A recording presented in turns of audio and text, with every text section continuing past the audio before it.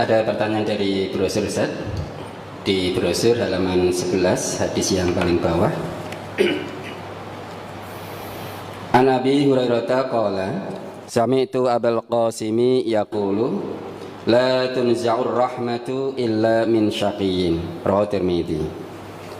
Dari Abu Hurairah, ia berkata, aku mendengar Abul Qasim sallallahu alaihi wasallam bersabda, tidak dicabut kasih sayang itu kecuali dari orang yang celaka. Hadis riwayat Tirmidzi, juz 3 halaman 216, nomor 1988. Ini hadis hasan. Mohon penjelasan dari hadis tersebut, Ustaz. La tunza'ur apa itu? La tunza'ur rahmah illa min syaqiyyin. Kasih sayang itu tidak akan pernah Allah cabut kecuali dari orang-orang yang celaka. Ini maksudnya bagaimana? Di hadis yang sudah dibacakan tadi sebelum hadis ini, itu Nabi kita banyak menjelaskan bahwa salah satu tanda orang itu atau seseorang itu berada dalam kebaikan, nah, kebaikan berarti selamat. Itu tandanya dia suka berlaku kasih sayang, berlaku lemah lembut. Nah, bukankah Nabi kita juga bersabda, man u'tiya haddahu minar rifqi faqad u'tiya haddahu minal khair.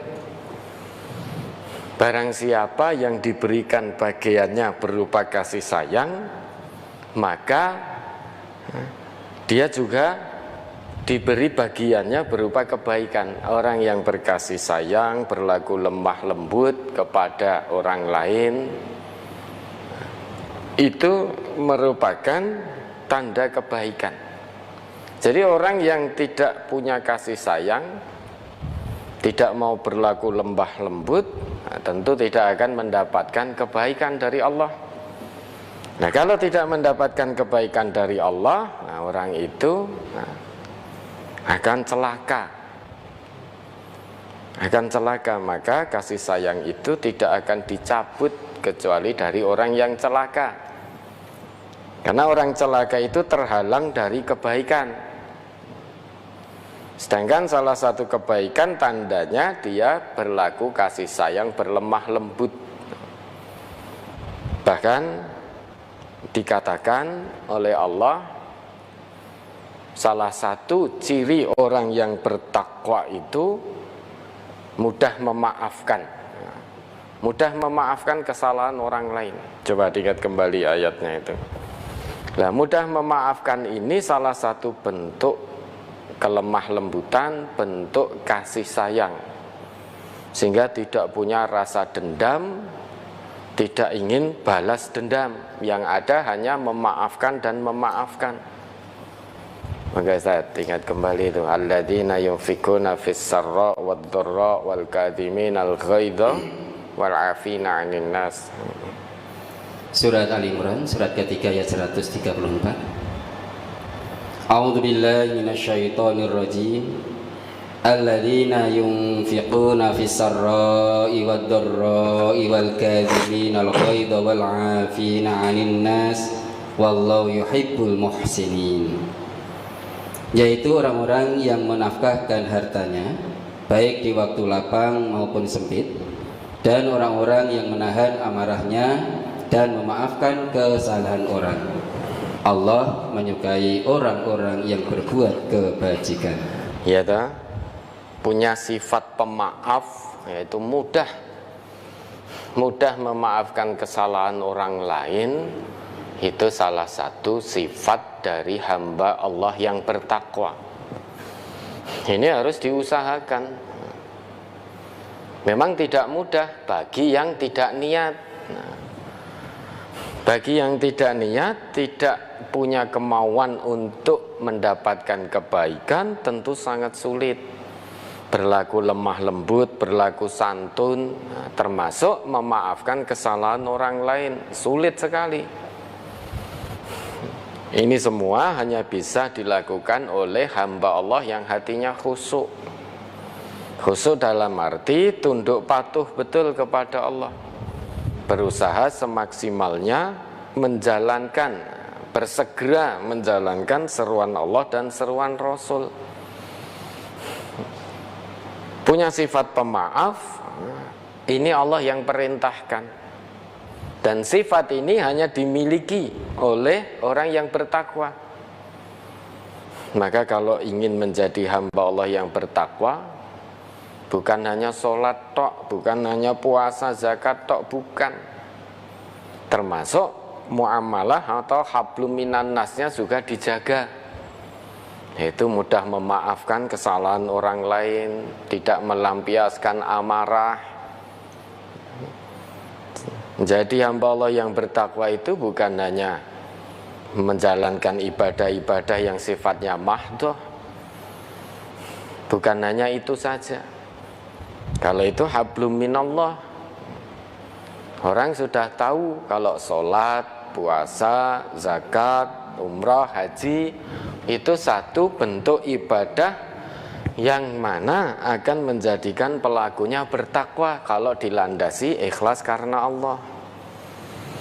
Namun ternyata menurut Allah,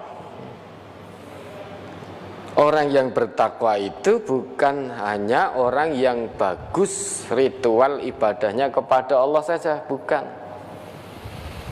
Bukan yang baik hablum minallahnya saja, namun juga hablum minan nasnya harus baik. Jadi hablum minallah dan hablum minan nas sejalan, berjalan berdampingan. Kalau hanya baik hablum minallah, ya tidak bisa menjadi hamba Allah yang bertakwa.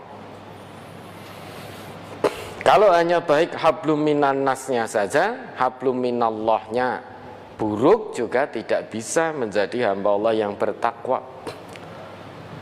Hamba Allah yang bertakwa itu di samping hablum minallahnya baik, hablum minan nasnya juga harus baik. Ini ibarat dua sisi mata uang, hablum minallah, hablum minan nas itu tidak bisa berjalan sendiri-sendiri. Ya, maka termasuk salah satu hablum minan nas, kita berlaku lemah lembut, diantaranya mudah memaafkan kesalahan orang lain. Dan ini tidak bisa ujuk-ujuk. Perilaku santun, lemah lembut, mudah memaafkan, itu tidak bisa ujuk-ujuk. Harus ada pendidikannya. Yaitu pendidikan, hatinya harus mendapatkan pendidikan. Sepinter apapun orang, ya, mbok akale pintere kaya ngopo, namun kalau hatinya tidak pernah dididik, tidak pernah mendapatkan pendidikan Quran, pendidikan sunnah, maka hatinya akan menjadi keras. Kalau hati sudah keras, jangankan berlaku lemah lembut kepada sesama, untuk menerima kebenaran dari Allah saja tidak mau. Allah saja ditentang, Allah saja dilawan, apalagi manusia. Kalau orang yang hatinya keras, maka ini perlu diusahakan.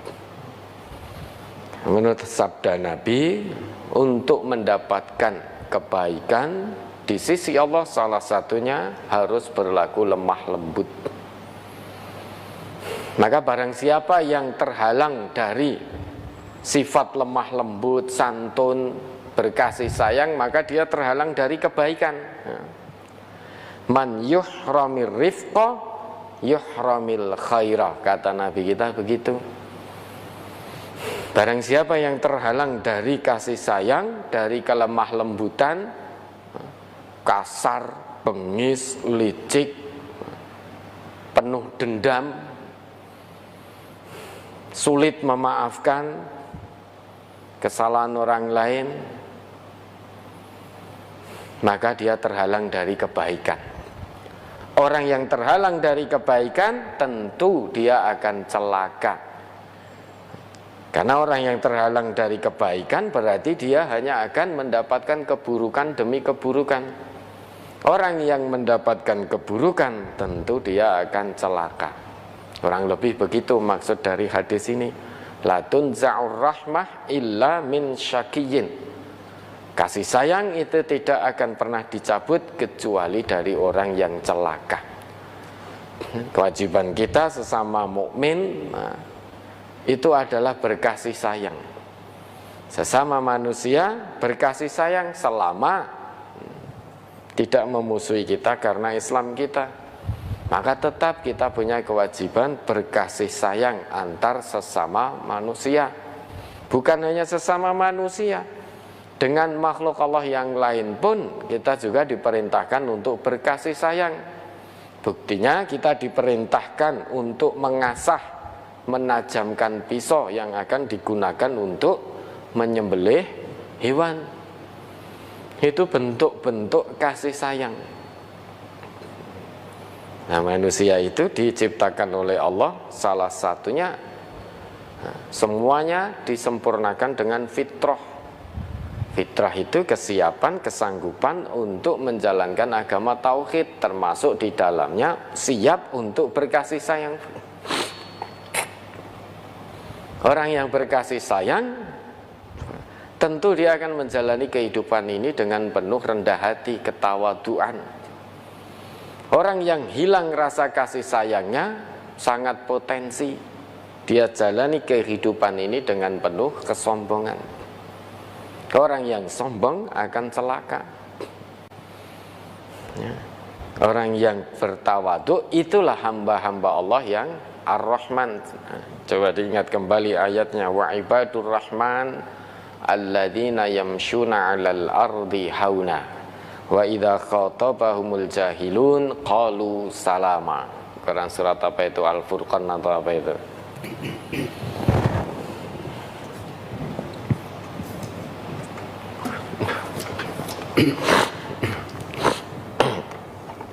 Surat Al-Furqan, surat ke-25 ayat 63. Wa ibadur rahmanil ladzina yamshuna 'alal ardi hauna wa idza khatabahumul jahiluna qalu salama. Dan hamba-hamba Tuhan yang Maha Penyayang itu ialah orang-orang yang berjalan di atas bumi dengan rendah hati. Dan apabila orang-orang jahil menyapa mereka, mereka mengucapkan kata-kata yang baik. Ini hamba Allah yang Ar-Rahman, hamba Allah yang Maha Penyayang. Salah satu cirinya hamba Allah yang Ar-Rahman, Maha Pengasih, itu kalau ada orang jahil yang mengganggu dia atau berbuat zalim kepadanya, baik perbuatan zalim itu karena ucapan atau perbuatannya, maka hamba-hamba Allah yang Maha Rahman tidak membalas ucapan maupun perbuatan orang lain yang buruk yang ditujukan kepadanya, tetapi dia membalas dengan perbuatan atau ucapan yang mengandung kasih sayang, yang mengandung keselamatan. Sehingga betul-betul menjalankan perintah Allah itu, idfa' billati hiya ahsan. Itu hamba-hamba Allah yang Maha Rahman.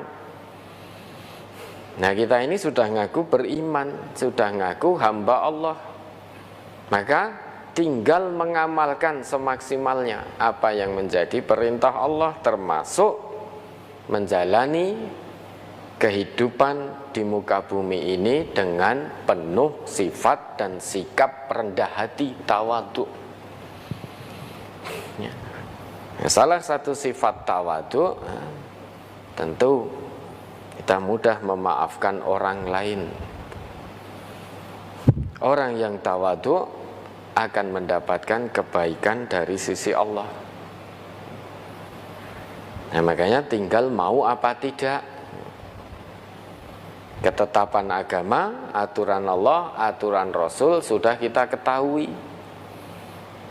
Kalau sudah mengetahui, ma ba'dal ilmi, Sesudah pengetahuan itu apa yang akan dilakukan? Ada konsekuensi. Kalau sudah mengetahui maka amalkan. Kalau mau mengamalkan memang tidak mulus ya. Mengamalkan perintah Allah, perintah Rasul ini termasuk di dalamnya berusaha berlaku kasih sayang, berlaku lemah lembut. Itu tidak mulus.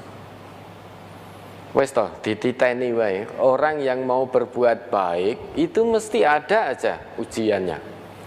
Ada saja cobaannya. Sehingga tidak mulus berhadapan-hadapan dengan nafsu. Nah, nafsu itulah ammarotum bisu, suka mengajak kepada keburukan. Maka setiap kali kita hendak berbuat baik dan ingin mendapatkan kebaikan dengan cara mengamalkan perintah Allah, mengamalkan perintah Nabi, itu ada saja ujiannya, ada saja cobaannya. Cobaan dari yang ringan sampai sedang sampai berat. Ya, karena orang yang akan mendapatkan kebaikan tidak akan dibiarkan oleh Allah tanpa diuji. Oh, penak no kalau orang mau mengamalkan Quran Sunnah ingin mendapat kebaikan tanpa diuji, oh penak. Ya, mengamalkan kebaikan mulus. Wong Nabi dan sahabat-sahabat beliau saja menyerukan, menyampaikan kebenaran risalah ilahiyah. Itu cobaan godaannya luar biasa. Itu Nabi, utusan Allah, kekasih Allah. Padahal sangat mudah bagi Allah untuk menolong Rasulnya. Tapi kenapa Rasul sampai juga menerima ujian bertubi-tubi dari Allah? Itu sebagai pelajaran ibrah bahwa Allah hendak memberikan pendidikan, pengajaran kepada kita semua. Rasulnya saja, kekasihnya saja juga diuji. Apalagi kita. Nah, kalau seandainya Rasul tidak diuji dalam menyampaikan kebenaran dan mengamalkan kebenaran, mungkin orang-orang sesudah Rasul akan mengatakan, oh iya Rasul ora diuji no. Mungkin akan begitu. Makanya Rasul pun diuji oleh Allah. Sampai-sampai beliau dan orang-orang yang beriman itu sampai mengatakan mata nasrullah ala inna nasrullahi qarib. Untuk mendapatkan surganya Allah itu tidak mudah. Harus melewati ujian demi ujian keimanan dan ketakwaan. Ujian keimanan yang ringan, sedang hingga berat. Am hasibtum an tadkhulul jannah walamma ya'tikum masalul ladzina khalau min qablikum massatkumul ba'sa'u wad-dharra'u wa zilzilu hatta yaqular rasul wal ladzina amanu ma'ahu mata nasrullah ala inna nasrallahi qarib. Ini Rasul dan orang-orang yang beriman bersama beliau pun ketika menyebarkan kebenaran ajaran dari Allah dan berusaha mengamalkan kebenaran dari Allah diuji oleh Allah. Ujiannya dari yang ringan dulu, baksun. Nah, baksun itu ujian yang ringan. Maka orang Arab itu kalau ada masalah yang ringan biasanya mengatakan la ba's, la ba's, tidak mengapa. Baksun itu ujian ringan, masih ringan. Nanti setelah terlampaui ujian keimanan yang ringan itu maka akan meningkat ke sedang, durun. Durun itu ujian keimanan yang tingkatannya sedang. Ini sudah mengguncang fisik, durun itu.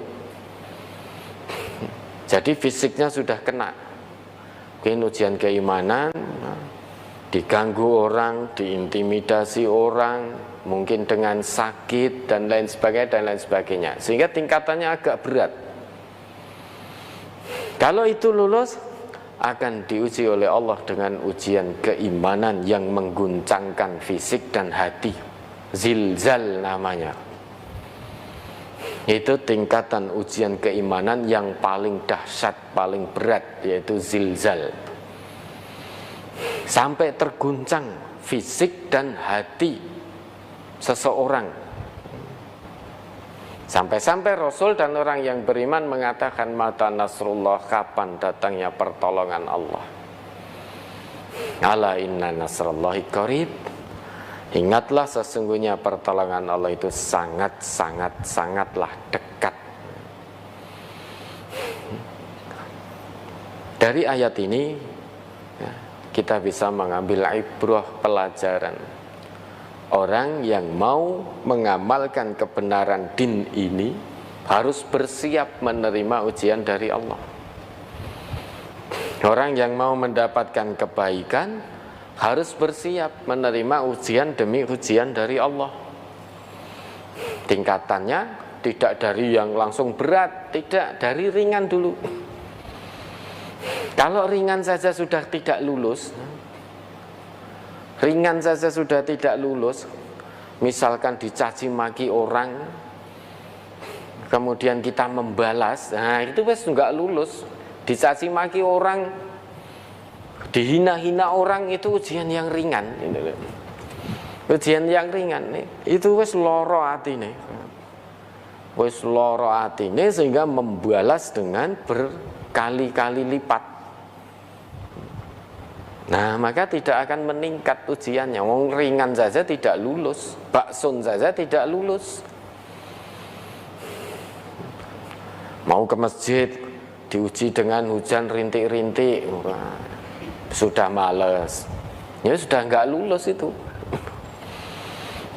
Mau sholat berjamaah di masjid, delalah ada orang datang ke tokonya mau beli, wes ra lulus. Baru ujian-ujian ringan yang belum menyentuh fisik, itu saja sudah tidak lulus.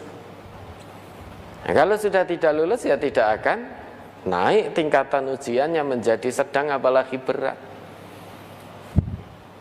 Ringan saja sudah tidak lulus, nah, tentu tidak akan mendapatkan kebaikan. Nah, orang yang tidak mendapatkan kebaikan hanya akan mendapatkan keburukan demi keburukan. Orang yang mendapatkan keburukan, dia akan menjadi orang yang celaka. Termasuk orang yang tidak mau berkasih sayang, tidak mau berkata lembut kepada orang lain, tidak menghormati yang lebih tua, tidak berkasih sayang pada yang lebih muda. Itu tidak akan mendapatkan kebaikan. Salah satu ciri kita punya rasa kasih sayang adalah kita hormat kepada orang yang lebih tua, tidak melupakan kebaikan orang yang lebih sepuh dari kita. Nah, kalau kita yang masih muda, yang lebih muda, ngomong dengan orang yang sepuh, bentak-bentak, mencaci maki dengan kalimat-kalimat yang kasar. Yang namanya mencaci maki, kalimat kasar itu tidak harus dikeluarkan dengan kalimat yang memang kasar dan isinya bentak-bentak, tidak. Meskipun ngomongnya halus, kalau di Jawa ini mungkin dikemas, dibingkai dengan bahasa Jawa yang sangat halus, namun isinya menyakitkan. Isinya menyakitkan hati. Maka itu juga termasuk tidak menghormati, tidak punya rasa kasih sayang pada orang yang lebih sepuh. Apalagi isinya menyakitkan, bicaranya dengan nada membentak-bentak, menyalah-nyalahkan, membentak-bentak. Wes tentu terhalang dari kebaikan.